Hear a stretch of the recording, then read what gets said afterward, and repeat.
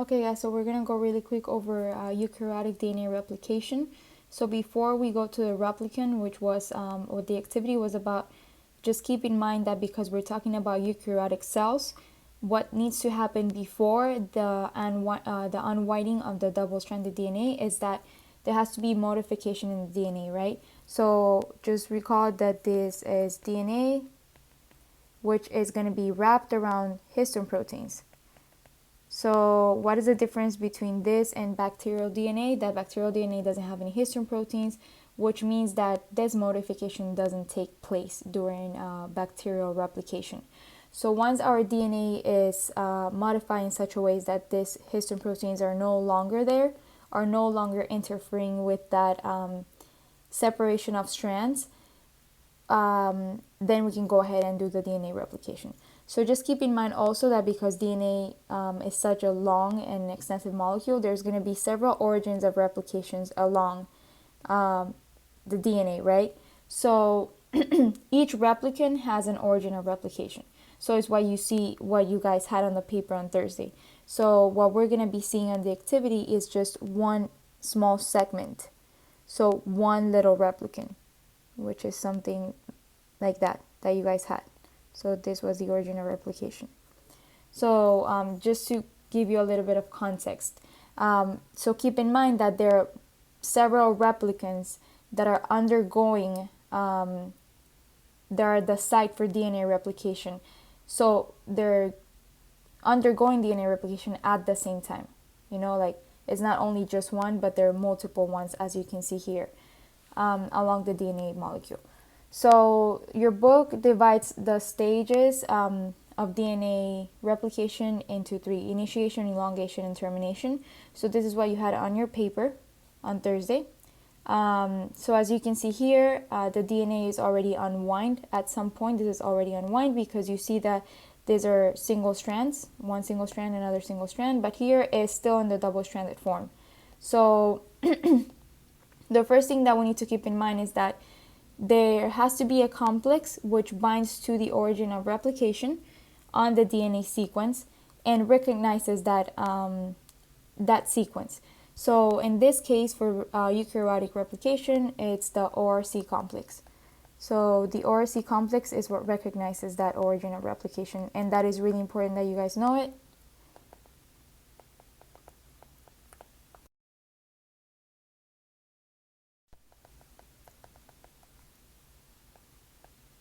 And binds to it.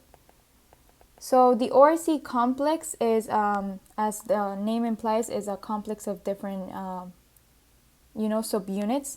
And one of the subunits that are part of that complex is DNA helicase, right? So once the ORC complex, I'll just try to draw it here, so you guys can see it better. So this would be helicase.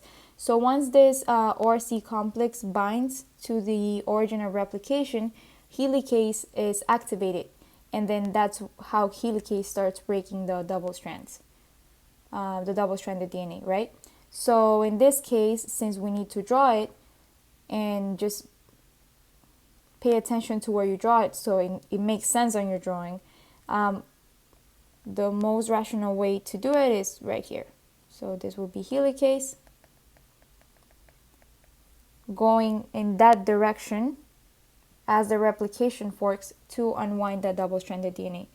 You guys understand here that this is one strand, this is another one. For example, as you can see here, guanine and cytosine have 3 hydrogen bonds in between, adenine and thymine have 2 hydrogen bonds in between. So what helicase does is that it cuts those bonds right there, so that now you have single strands. So we're going to put here helicase, which is also part of the ORC complex. And now the other important part is the stabilization of those single strands that are being cut. So for that, we use the single strand binding proteins, or the SSBs, which will stabilize those single strands.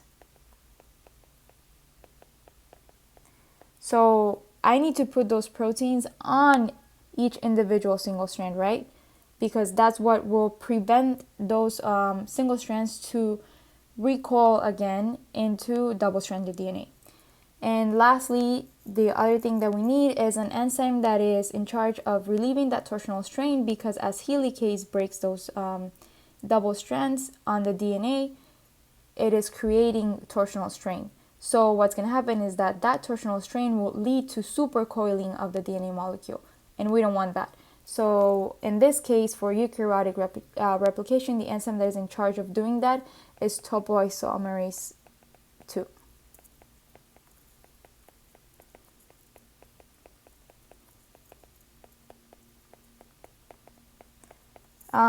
In bacterial replication, it is DNA gyrase. So that you guys have an idea of, you need to start comparing and contrasting what are the enzymes in each type of replication. So it is the same. Topoisomerase does the same thing as DNA gyrase in bacterial replication. So we can draw it here.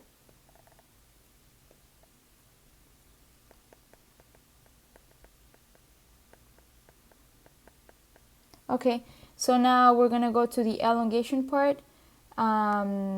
We know that in the elongation stage is where DNA synthesis takes place, and in order for that to happen, RNA primers need to be placed on the single strands.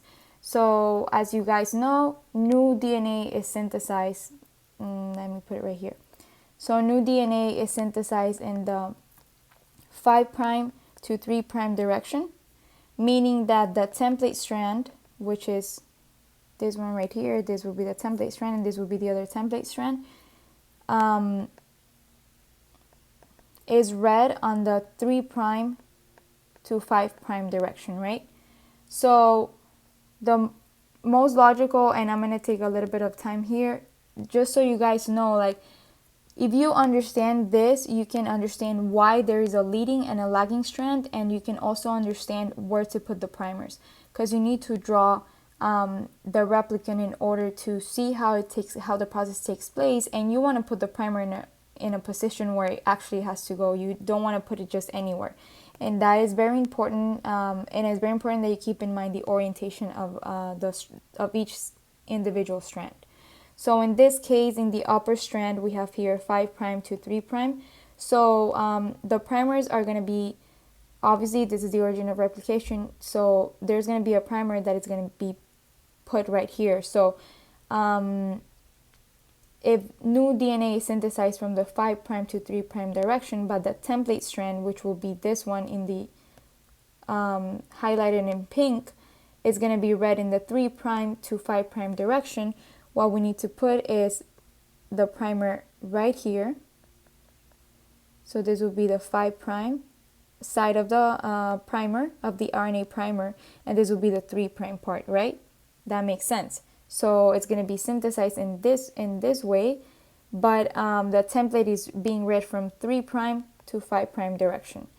And then if we go down here, 3' to 5', new DNA is going to be synthesized from the 5' to 3' direction, and it's going to be read this way, but it's going to be synthesized 5' to 3', so we need to put the primer right here.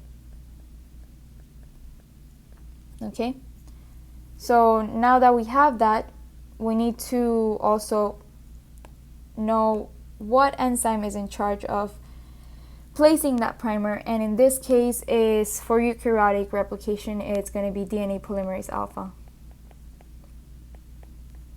DNA polymerase alpha has primase activity, and which means that DNA polymerase alpha is able to synthesize and place that RNA primer on the DNA sequence. Basically, that's it.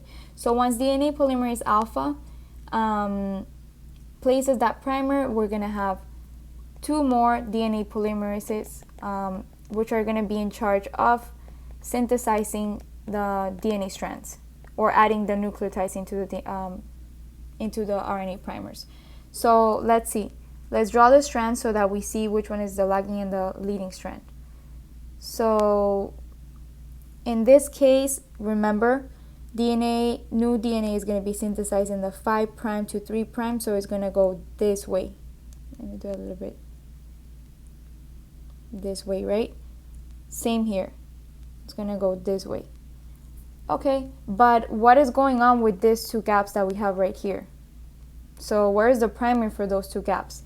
we can't just, for those of you who may say, okay, let's just add it to there. No, you need a primer. If you don't have a primer, you can't start adding the nucleotides. So you need to set a primer somewhere in those gaps so that the nucleotides are added by the DNA polymerase. In this case, remember, in the upper strand, it's going in this direction. In the lower strand, it's going in this direction. So where are you going to place your other primer to fill that gap? We can place it right here. Again, 5' to 3'. And then we can place another one right here. 5' to 3'. And then in this case, in the lower strand, let's put one right here.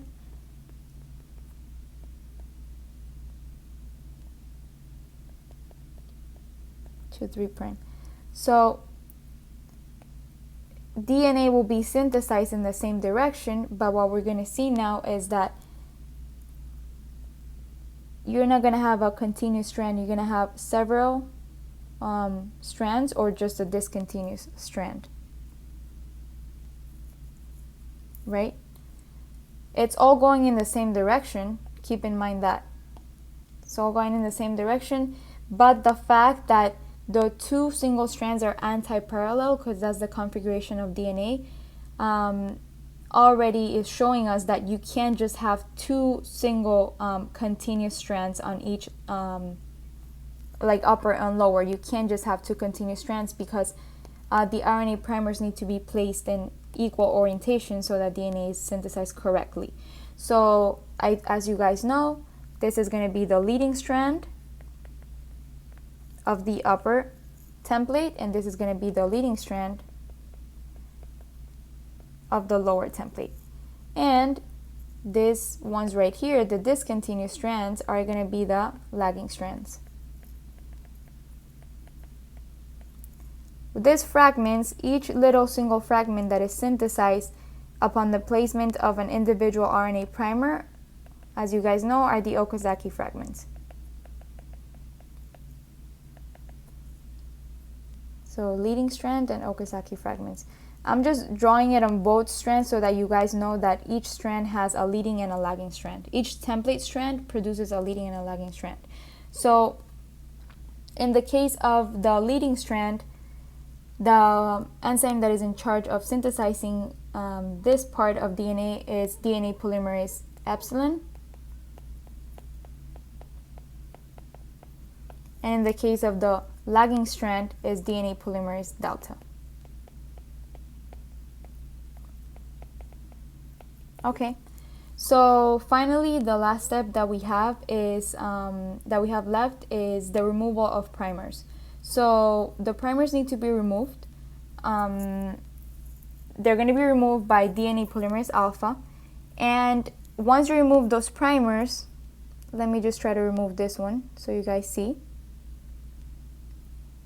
Right? So once you remove those primers, what's going to happen is that you're going to have gaps. You're going to have gaps right there, and those gaps need to be filled. So the gaps are going to be filled by DNA polymerase delta. And let's just do it in green. So once those gaps are filled by adding nucleotides to the empty spaces, somebody needs to, well, an enzyme needs to put together those discontinuous strands. So DNA ligase will just come and attach all of the newly synthesized pieces of DNA that were synthesized by the two DNA polymerases.